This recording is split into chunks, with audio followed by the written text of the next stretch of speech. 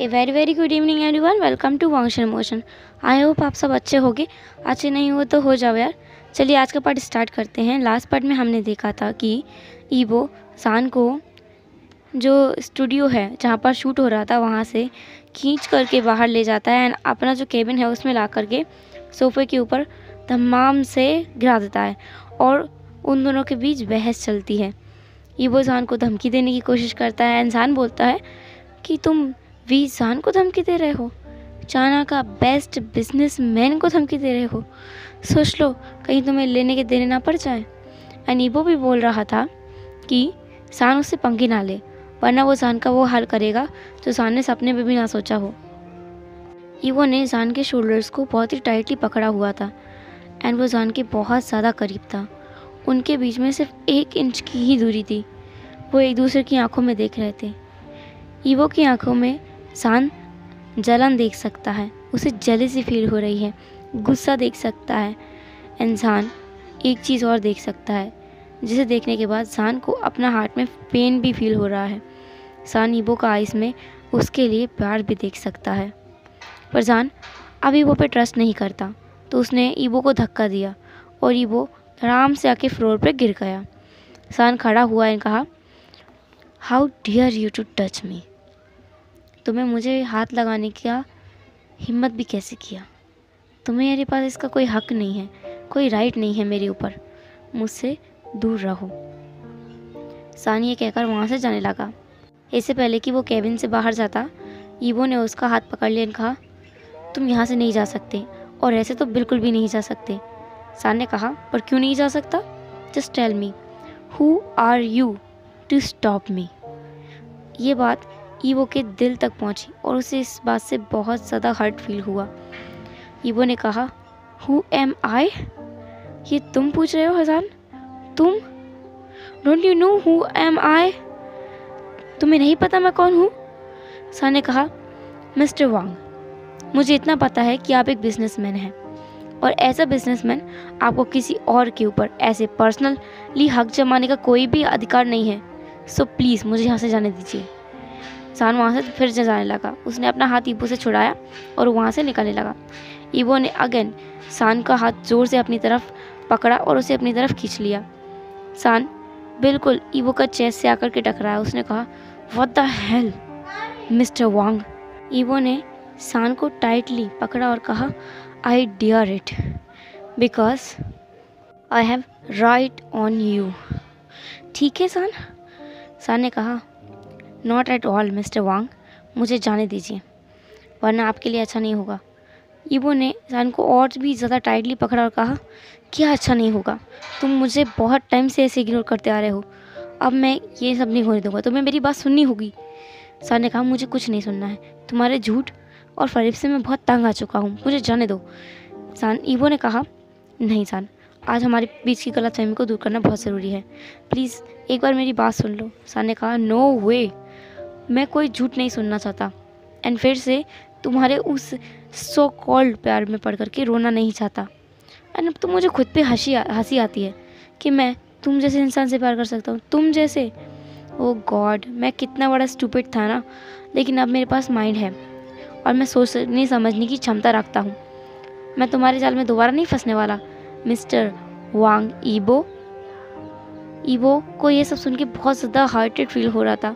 वो सान को सब कुछ बताना चाहता था कि उसने सान को कभी भी धोखा नहीं दिया है। ईबो ने कहा, सान मैंने तुम्हें कभी चीट नहीं किया, सच में मैंने तुम्हें कभी चीट नहीं किया। ईबो ने अपना हाथ से अपने गले को पिंच किया जैसे कि वो कसम खा रहा हो एंड ईबो बोल रहा था, मुझे ऊपर बिलीव करो सान, मेरी बात तो सुनो।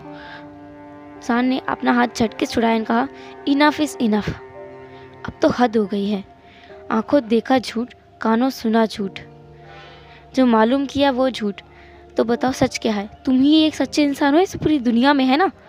यही कहना चाहते हो? सो मिस्टर वांग ईबो, अगर ये बात मुझसे कोई भी आके भी क्यों ना कहे कि तुमने मुझे चीट नहीं किया, मैं तब भी नहीं मानूंगा। Got it? एंड ये सारी पुरानी बातें हैं, अभी तुम्हें अपने बिजनेस पे ध्यान देना चाहिए और मुझे मेरे बिजनेस पे। After all I am settled person. Yibo तो एकदम भौचक्का होकर के सान की तरफ देख रहा था। उसने कहा, सेटल्ड मतलब? जान ने कहा, तुम्हें बताने का कोई ज़रूरत नहीं है। आई am settled with my family, okay, तो अब मुझसे दूरी बना के ही रखना, गुड बाय। ये कह करके वो उस रूम से निकल गया, उस कैबिन से निकल गया।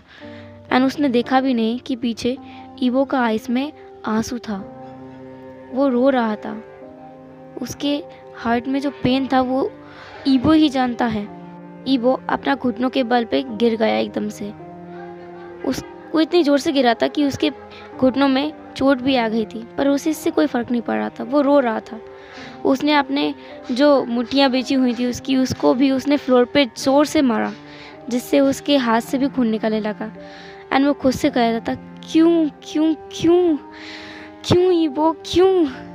तुम्हें उस टाइम सोचना था, सोच समझ के डिसीजन लेना था ईवो, सोच समझ करके।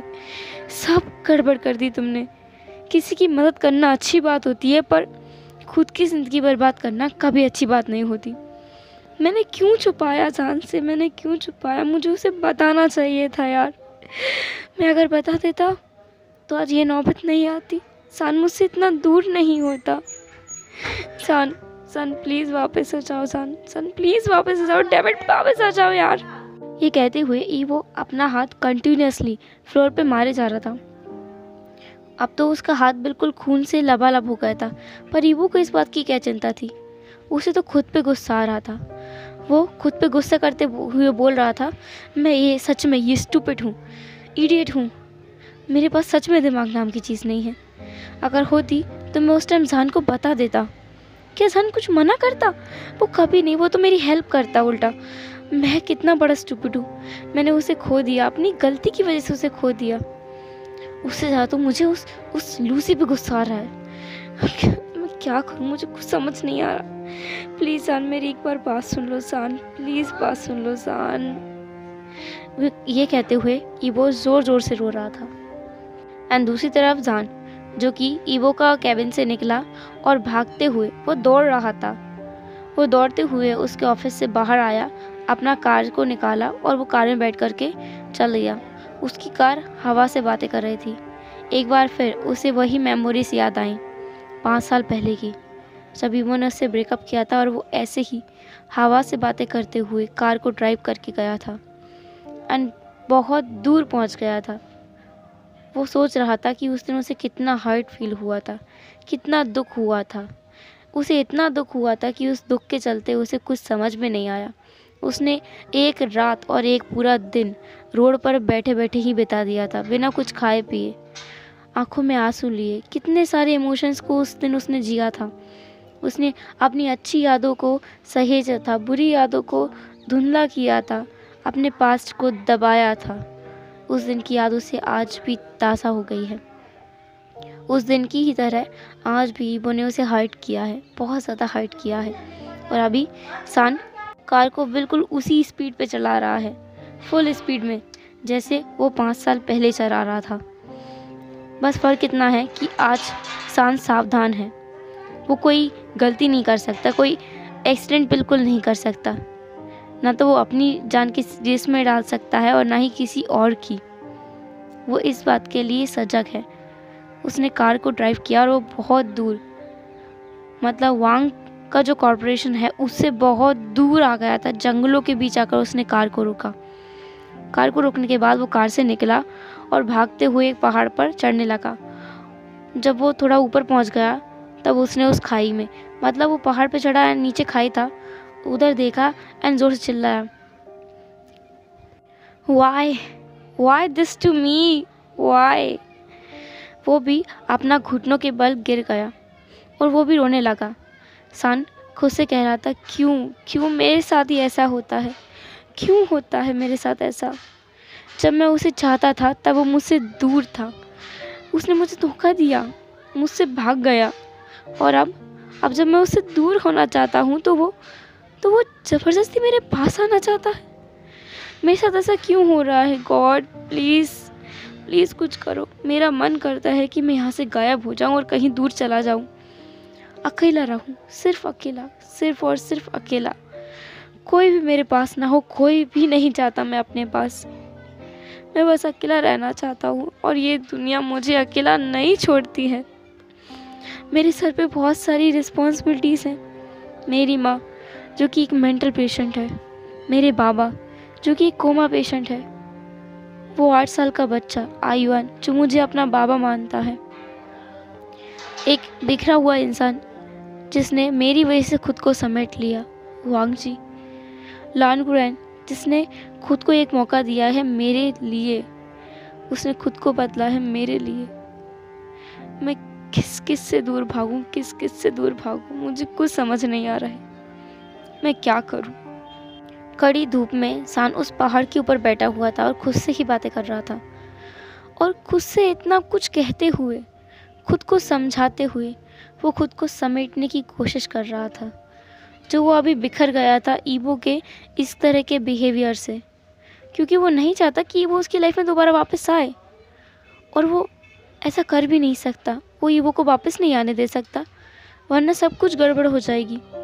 सब कुछ उसकी लाइफ में जो इतना अच्छा है वो सब कुछ बिगड़ जाएगा।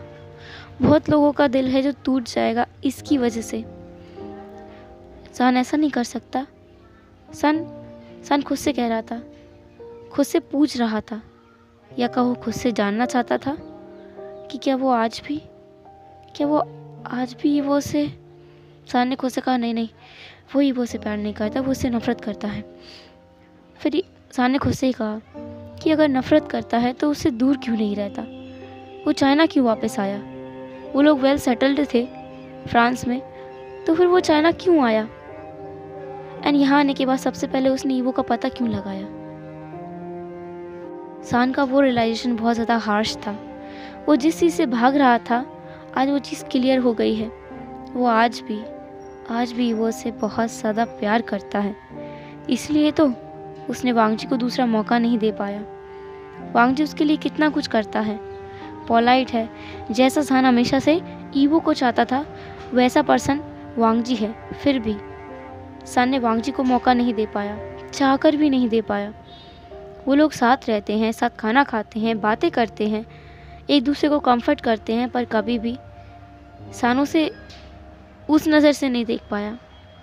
सान वांगजी को एक फ्रेंड के अलावा कुछ और नहीं समझ पाया। खुद में ये सोचते सोचते कब शाम हो गई सान को पता नहीं चला। सान सन को डूबते हुए देख रहा था। सूरज डूब रहा था। इंसान खुद से कह रहा था, सूरज के डूबने का मतलब कुछ गलत नहीं है। इसका मतलब ये नहीं है कि सारी अच्छाइयों का अंत है। इसका मतलब है कि कुछ टाइम बाद एक नई शुरुआत होगी। सूरज अगर अस्त ना हो तो उदय नहीं होगा, जिससे एक नई शुरुआत नहीं होगी। सान ने अपने आंसुओं को पोंछा और खुद से कहा, मैं भी इस सन की तरह दोबारा नई शुरुआत करूँगा।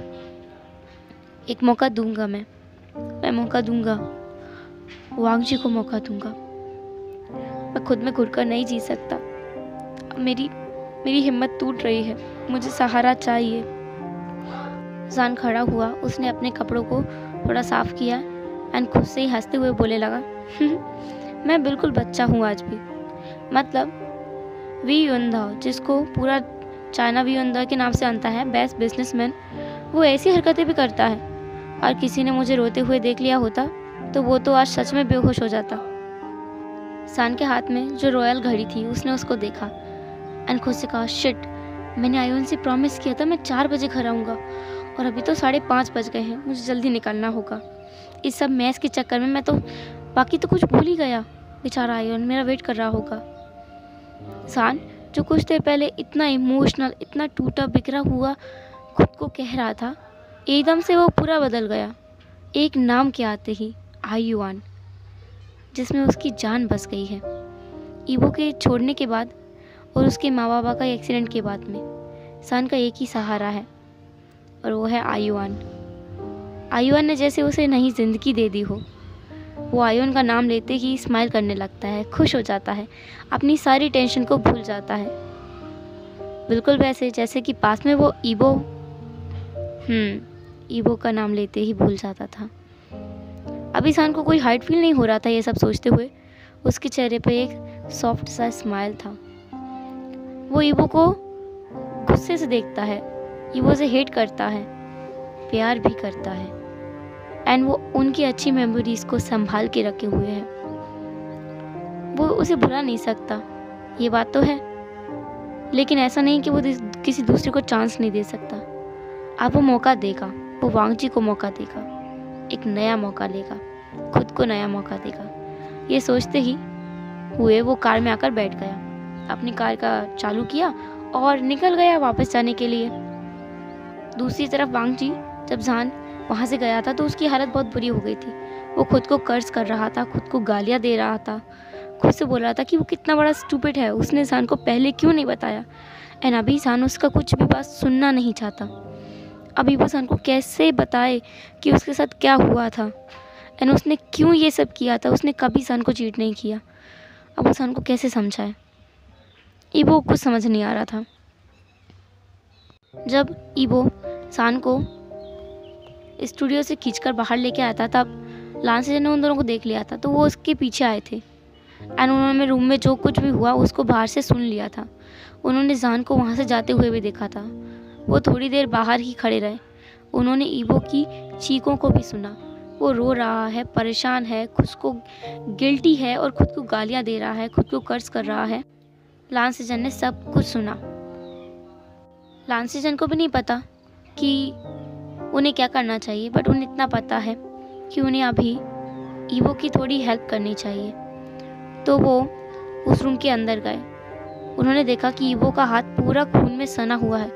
वो तो एकदम से डर ही गए और वो ईबो के पास आए और उसका, मिस्टर वांग, आपने ये क्या किया है? आप ठीक तो है ना? अभी भी ईबो रो ही जा रहा था। अब लांसेजन क्या करे बेचारा, वो एक ब्रदर है और उसने अपने भाई को भी इस हालत में देखा है, बिल्कुल इसी हालत में। लगभग 8 साल पहले उसने इसी हालत में अपने भाई को देखा था, बिल्कुल ऐसे ही खून से सना हुआ। फ़र्क ये है कि उसका भाई इंजर्ड नहीं था, उसके हार्ट टूटा हुआ था, उसका दिल टूट चुका था, बिखर चुका था, क्योंकि उसके स्पेशल पर्सन को उसने खो दिया था एंड उसी स्पेशल पर्सन का ब्लड उसके हाथों में था। वांगजी ने तो अपना पूरा सेंस खो दिया था, तब लांसेजन ने उसे संभाला था। आज लांसेजन को वही फीलिंग आ रहा था कि ईबो भी उसी स्टेट में है। लांसेजन ने आगे कुछ नहीं सोचा, उन्होंने तुरंत ईबो को हक कर लिया।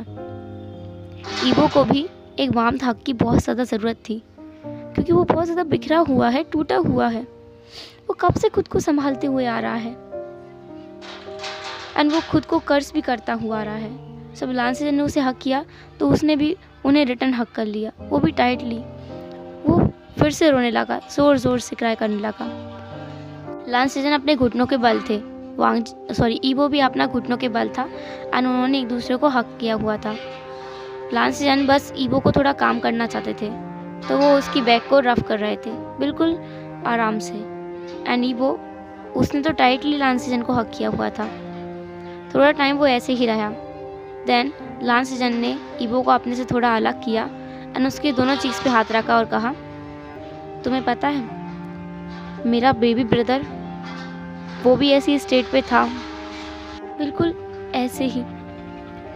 तब मैंने उसे संभाला था, उसे याद दिलाया था कि कोई है जिसके लिए उसे खुद को संभालना होगा। और तुम्हें पता है, उसने खुद को बहुत जल्दी ही संभाल लिया।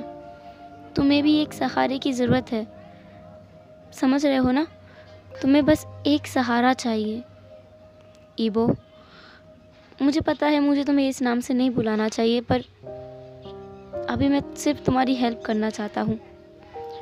सान थोड़ा हर्ट है, उसे थोड़ा टाइम चाहिए एंड हो सकता है कि अब वो ऐसी हालत में ही ना हो कि तुम्हें दूसरा चांस दे सके। तुम्हें थोड़ा उसको समझना होगा, कोशिश तो करो। ईबो ने कहा, मुझे पता है वो मुझसे गुस्सा है, पर वो मुझे सेकंड चांस नहीं दे रहा। इसका क्या मतलब हुआ? सान ऐसा कभी नहीं कर सकता। मैंने देखा है, आज जब मैं उसके पास था मैंने देखा था, वो मुझसे आज भी प्यार करता है, वो आज भी प्यार करता है। फिर भी वो ऐसा क्यों कर रहा है? वो ये क्वेश्चन बहुत ही इनोसेंटली लांसेजन से पूछ रहा था। लांसेजन के पास इसका आंसर है, पर क्या वो ईवो को बता सकते हैं? एंड क्या ईवो समझेगा भी? इस बात का तो लान सीजन को बिल्कुल भी अंदाज़ा नहीं है, तो वो बस चुप थे। एकदम से ईवो हंसने लगा। उसने कहा आपको पता है, ये मेरी ही गलती है। वो जो आज ऐसा हो गया है ना, ये मेरी गलती है। ईवो की आंखों से आंसू निकल रहा था। वो हंस रहा था और ये सब बोल रहा था।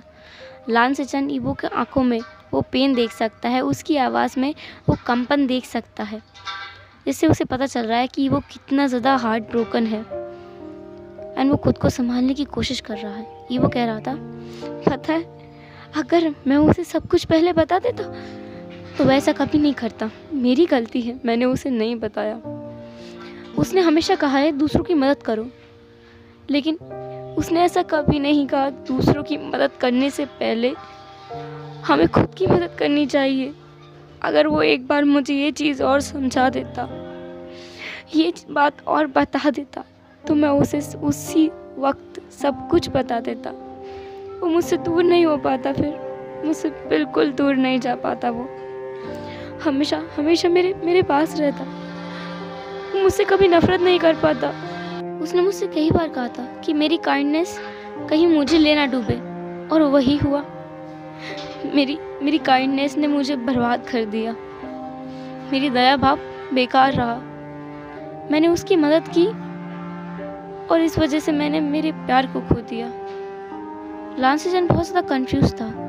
इसका मतलब तो ये हुआ कि ईवो कभी भी सान को चीट नहीं कर रहा था, पर जान ने तो उन लोगों को कुछ और ही बताया है कि ईवो और लूसी डेट कर रहे थे एंड ईवो ने सान से खुद ही ब्रेकअप कर लिया था। ईवो रोते हुए कह रहा था, आपको नहीं पता, मैंने उससे उस दिन जो शब्द कहे वो कहना मेरे लिए कितना मुश्किल था। मैंने उससे कहा कि हमारा कोई फ्यूचर नहीं है क्योंकि हमारा कोई बेबी नहीं हो सकता। What nonsense I was talking about।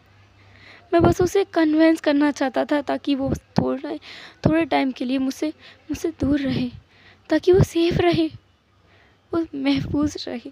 लेकिन मेरी बातों ने उसे मुझसे बहुत ज़्यादा दूर कर दिया। अब वो मुझसे इतना दूर है कि मैं चाहकर भी उसे वापस नहीं ला सकता। सान कहता था हमेशा कि वो मुझसे अच्छे से समझता है। मैं एक बार उससे पूछना चाहता हूँ कि सान, गलती कहाँ हो गई तुमसे मुझे समझने में, जो अब तुम मुझे नहीं पहचान पाए, तुम मुझे नहीं समझ पाए, या उस वक्त तुम थोड़े टाइम के लिए मुझ पर यकीन नहीं बता पाए। मैंने कहा, तुमने मान लिया। मैंने तुम्हें बताने की कोशिश की थी ना जान, तुमने नहीं समझा है। लान सेचन ने ईवो को अगेन हक किया एंड कहा, काम डाउन मिस्टर वांग, calm down. Evo, calm down, सब ठीक हो जाएगा। ईवो ने झटके से खुद को लान सेचन से अलग किया एंड कहा, कुछ ठीक नहीं होगा और कभी ठीक होने वाला भी नहीं है, एंड ये सब मेरी गलती है। आफ्टर ऑल ये अकेले मेरी की गलती नहीं है, उस लूसी की भी गलती है। क्यों आई थी वो मेरे पास मदद मांगने के लिए? अगर वो नहीं आती तो शायद ये सब नहीं होता। कन्फर्मली ये सब नहीं होता। सानस मेरे पास होता, मेरे साथ होता, मुझसे वो चिंता नहीं। लूसी, पर मैं क्या करूं, उसे मदद की ज़रूरत थी इसलिए मैंने हेल्प की, और मेरी हेल्प मुझ पर ही भारी पड़ गई। बिल्कुल अच्छा नहीं हुआ ये। लास्ट सीजन बहुत ज़्यादा शॉक थे। इससे तो उन्हें पूरा कंफर्म हो गया कि ईवो ने कभी भी सान को चीट किया ही नहीं, एंड ये सब तो कुछ और ही है। अब उन्हें सच का पता लगाना ही होगा ताकि वो सब कुछ सही कर सकें। वो ये तो नहीं चाहते कि उनका जो ब्रदर है वो हर्ट फील करे, ब्रोकन हो जाए फिर से पहले की तरह, जब उसने विंग को खो कर के हो गया था। वो कितना टूट गया था। वो दोबारा वांग जी को वैसा नहीं देखना चाहते।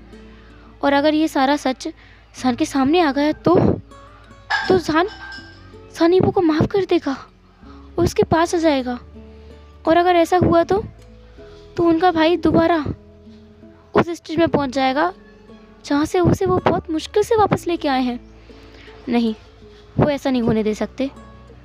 तो लान सेचन ने अपने मन में सोचा कि अब वो सारे सच का पता लगाएंगे।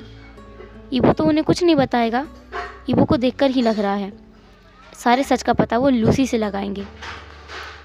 उन्होंने ईबो को अगेन थोड़ा कंफर्ट करने के लिए कुछ बातें कहा एंड थोड़ी देर बाद ईबो थोड़ा काम भी हो गया।